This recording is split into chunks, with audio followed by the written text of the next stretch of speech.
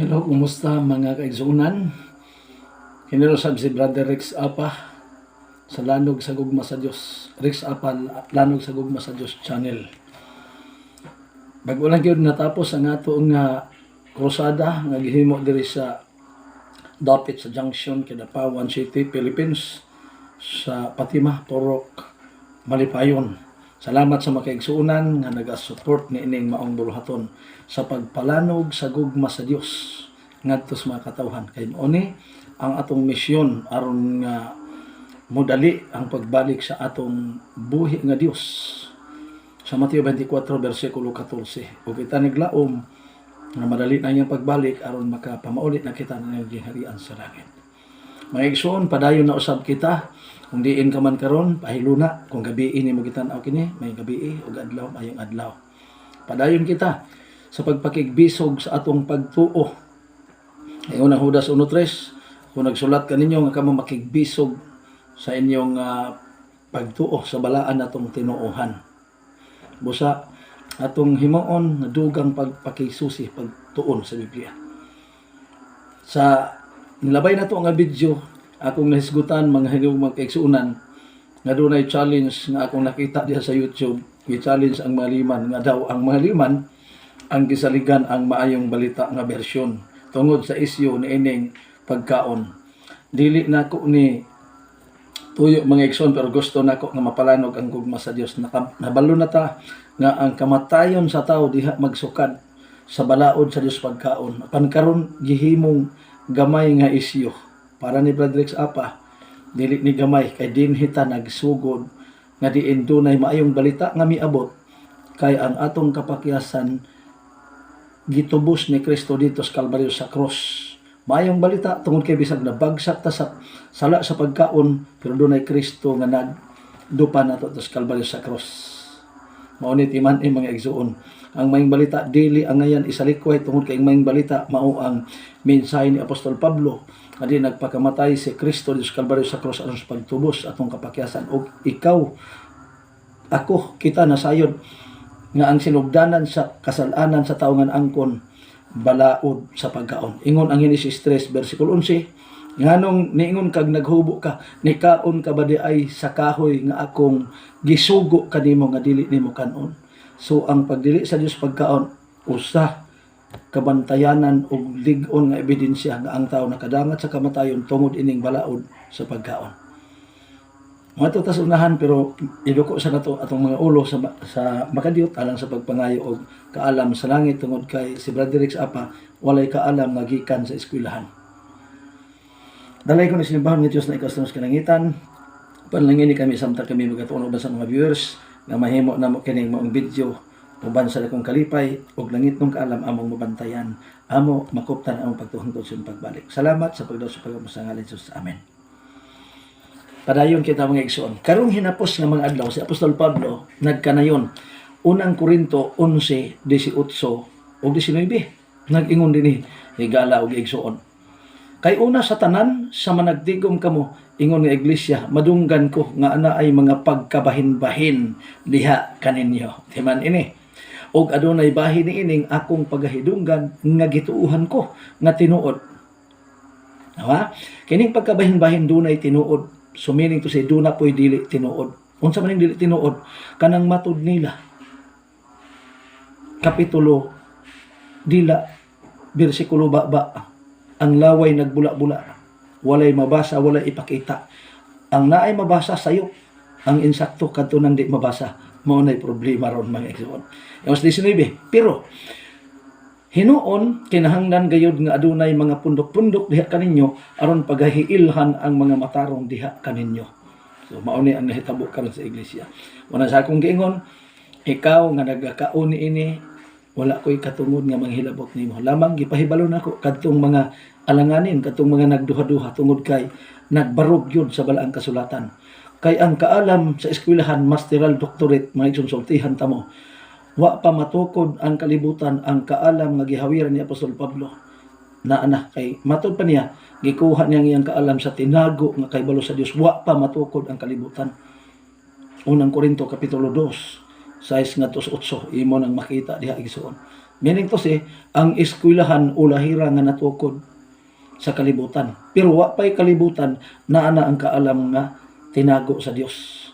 Munang siya, nagsulti nga magbantay ta kay basin unya o ang atong pag-alagad mawa ra gihapoy balyo tungod lang ining pagkaon. Diha ba tan ibiya nga naman kay gusto ni Kristo 14:17 sa Roma, ang langit dili pagkaon kung dili pagkamatarong.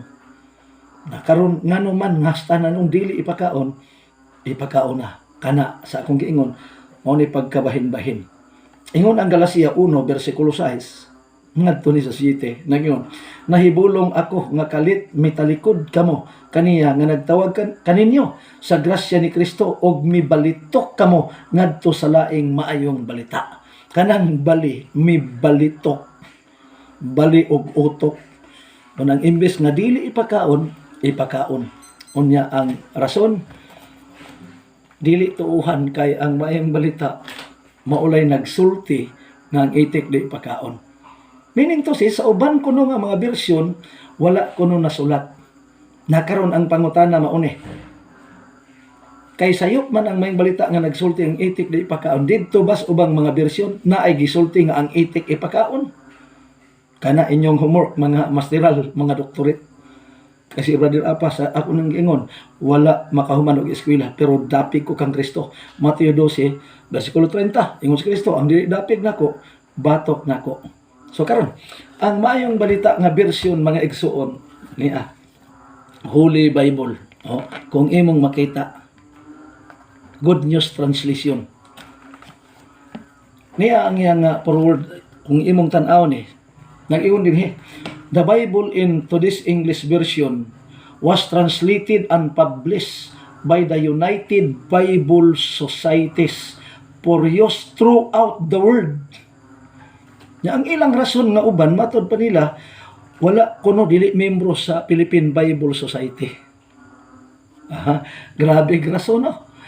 Pero akong gipangutana, kung diha sa mga bersyon nga inyong gigamit, gi-compare ang maayong balita, naabay mabasa nga ang itik ipakaon. So mao na itubagan ninyo. Open ko ni ana nga panahon kung duna mo'y hagit. Kasi Brother Rex apa, dili debatidor, tablador. Mo nang akong gipangayo kung moingon mo nga ipakaon ra kay ang maayong balita rang Biblia mo'y nagsulti nga di ipakaon ang itik. Pangita mo bersyon nga inyong tablahan nga ang itik ipakaon ang Dios nagsulti. Ayaw nang inyong kaugalingong eksplikasyon. Kaya nga naman, si Apostol Pablo nagsulti nga bisan pag malununda sa langit, munaog ipatunglo basta di na gani magmamao. Nga naman, ang mensahe ni Apostol Pablo, gipadako niya ang maayong balita. Karon, sa ubang mga magtutudlo, giwala na yung maayong balita. Ngano ka Galacia 1, bersikulo 6, ngadto sa 7 ug 8. No? Unya si Apostol Pablo, naingon nga bisan kung usa ka manunda mo kanaog, mo tudlo og lahi nas among gitudlo.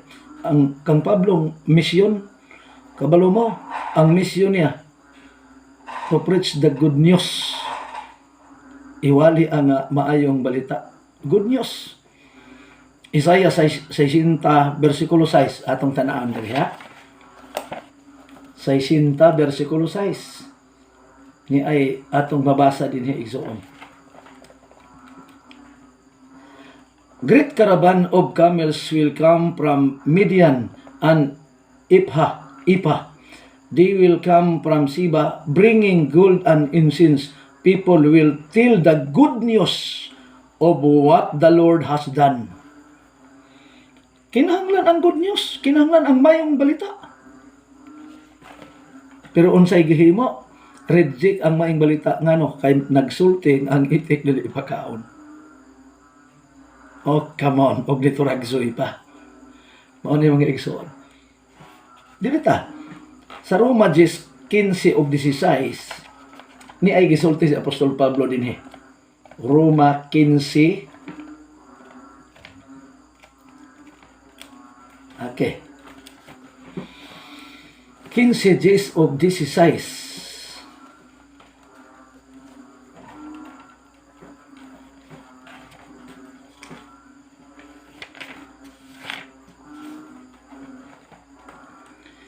And how can the message be proclaimed if the messengers are not sent out? As the scripture says, how wonderful is the coming of messengers who bring good news. O saan man pagwali, sa usa ka magwali kung di siya pinadala, o pagkanindot gayon sa mga tiil, sa mga nagalakaw nga nagadala sa maayong balita. Na karon gisalikway ingon sa decides. But not all have accepted the good news. Apil na sila ini. Nga naman, dili na nila dawaton ang maayong balita. Ngano ka? Isaiah himself said, Lord, who believe our message? Nangutanan siya, kinsamay mutuo sa among mensahe. Kinsamay mutuo sa maayong balita. Ang mga walay grado, ang mga dili masteral. Nga naman, si Kristo, sa 1 City 15, walay grado, wala ka eskwela. Si Ellen G. White, ambot, pagpakita mo record ng high school, gidawat sa iglesia, pero reject di ay ang sinultihan sa mga way grado. 9:16 Ecclesiastes. Ang kaalam sa kabus, dili paminawon. Nga naman, kay lagi ang gagamit sa ubang mga magwawali karon, kung naigo man ka, hupo-hupo na lang ka. Nga naman, ang Biblia, 17 sa 1, balaan na sila, pinagis kamatuoran, ang imong pulong maong kamatuoran. Gireject ang maayong balita. Oh, come on. Buhat 13:32 o 33. 13:32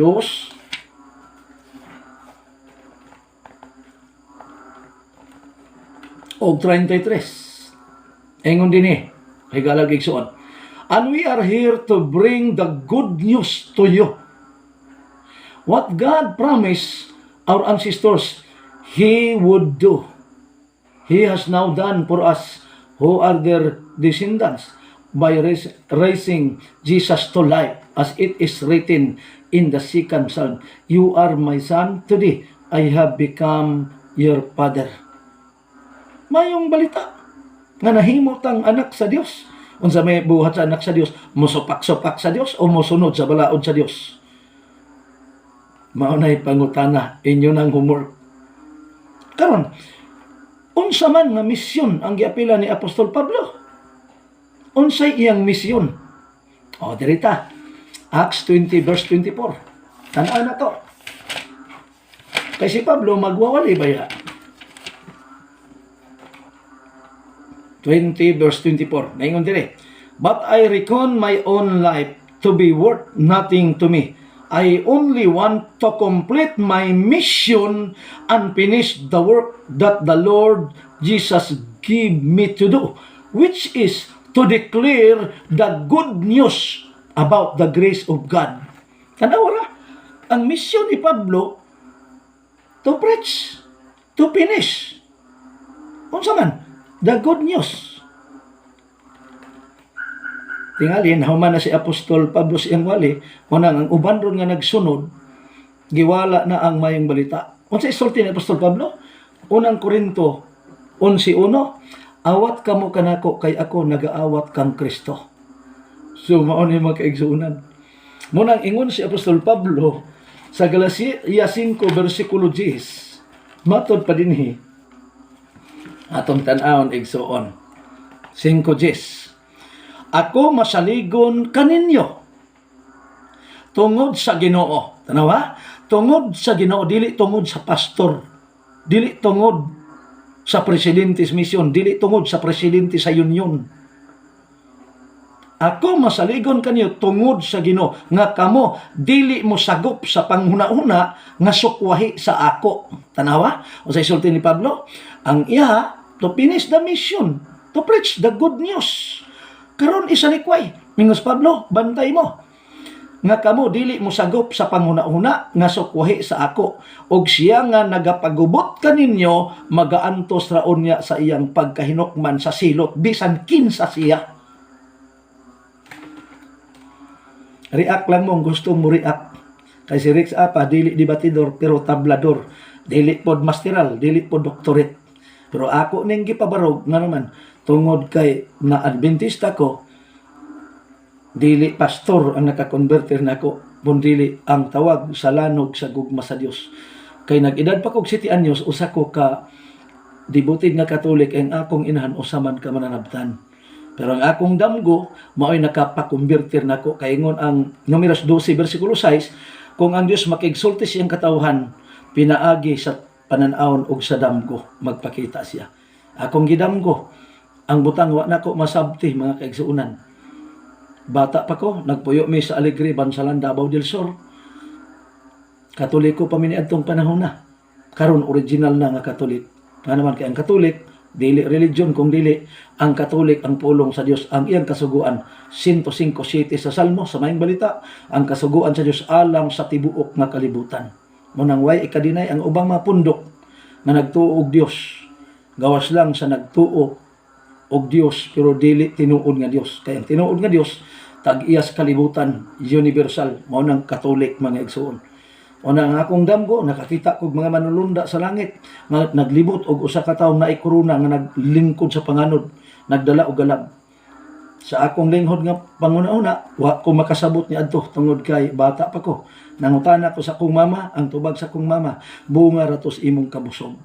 Pero ang among pagkaon sa Alegre, tinakos tag sa kaluwag, bagoong og kape, dahon sa rabusta among lagaon imnon. Okay na lang, nitando ko nga tungod na kabusog. Pero ang pangutana nako, nga naman nga kada kaon na mo man to imong kaon, di sa ato pa kanunay busog. Nganong kadto ramang panahon ako nagdamgo. Una nga niligid ang mga panahon. Naabot migmati, Davao Oriental.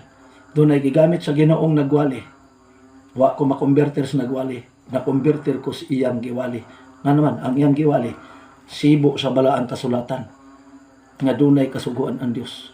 Kay kung imo ning labagon ang sugo sa Dios labi na sa balaod sa pagkaon, unang Juan 2:4 bisan kinsa nagaingon nakaila sa Dios apan wa magtuman sa iyang kasuguan, bakakon kining mga tawhana og wala kanila ang kamatuoran.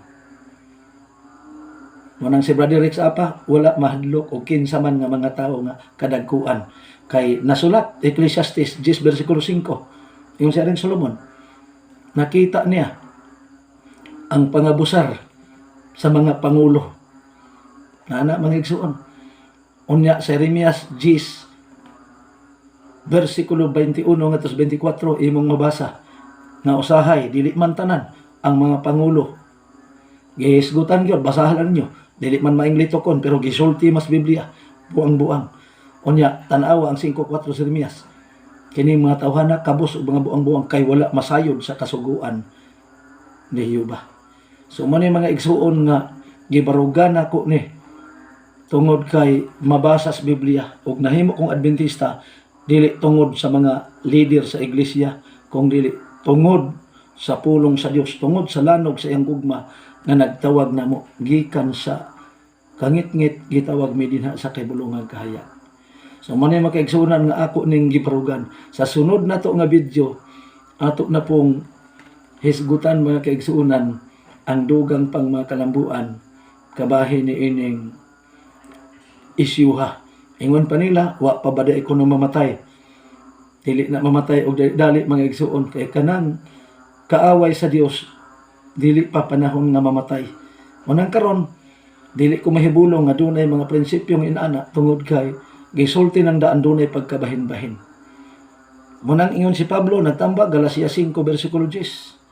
Ako masaligon ug malaumon nga kamo at tungod sa Ginoo dili kamo musagop sa bisan unsang hunahuna, kay moabot ang panahon magantos ra silot bisan kinsa pa siya.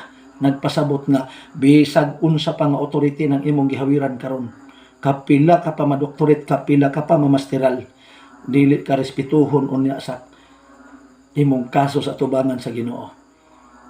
Unya duna pay mga prinsipyo nga akong nakita nga musulti nga ipakaon, pero ang problema dili mo kaon. Mga igsuon, bantay mo. Nga naman, 23 cities proverbio.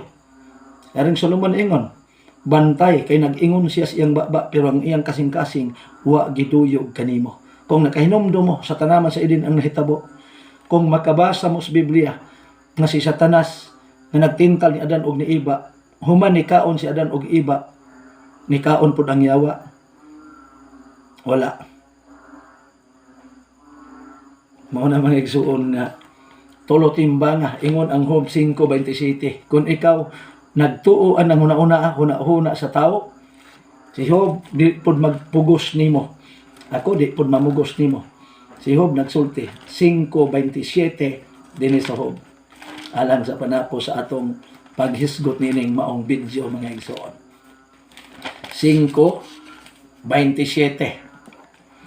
Aniya karon kana atong gisusi, busa mauman kana, patalinghogi kana ug kana tulo timbanga alang sa imong kaayuhan. Ano mga igsoon? One time ang naa sa taas murag gitan-aw nila ang mga liman nga luoy kaayo sa ilang pananaw. Makausa na dunggan ako sa programa sa radyo nga niingon pa gyud ang magwawali nga pastor, ingon pa niya, kamong mga liman itudlo na intaw ninyo nga ipakaon na ang itik. Oh, come on, asa dapit sa Biblia nga ang Dios nagtudlo nga ang itik ipakaon na. Maunay inyong tubagon kung inyong makita ning akong video. Ang Dios magapanalangin kanatong tanan, panlanginan usab sila og atong iyampo nga ang atong pagtuo dili unta matutok diha sa mga tawo kung dili sama sa mga apostoles. Buhat 5:29, unahon na mo pagsugot ang Dios inay sa mga tao. Ang Dios nahigugma kanimo o kanako, busa nagpalanog siya sa iyang gugma. Munang ang good news, ang maayong balita, mao ang pagpalansang ni Kristo dito sa Kalbaryo sa cross tungod sa kapakyasan sa tao sa kaso sa pagkaon. Munang bantayan nato nga ang unang namatay dili si Adan ug si Eva, si Abel. Kinsay nagpatay? Si Cain. Nga naman, kayang hinungdan sa sala mao ang Cain. Munang sa Pilipos 3:19, ang ilang dadangatan maong kalaglagan kaing ilang Dios maong ilang tiyan. Roma 1:25, kaing matuod sa Dios ilang giilisan og bakak, mao na ilang gisimba, mao na ilang gisunod ang binuhat og dili na ang magbubuhat. Aning video mahinaot kung ikaw na panalangin usab ning ubos ninyong higala, ubos ninyong igsuon, Brother Rex Apa naningkamot sa pag-alagad nga magsunod sa Dios, dili magsunod si kinsamang authority. Kaingon ang Galacia 2:6, unsa may nahimo sa mga kadagkuan kanako, wala. Unsay nahimo sa mga pangulo kanako. Ingon ang 146:3 Salmo, ayaw ka mo pagsalig sa mga pangulo kay sila mga tao. Asa ta mo salig? Didto kang Kristo nga mao ang atong ulo. Ang Dios magapanalangin. Ay akong dakong handom, babay hangtod sa sunod nato nga video. God bless.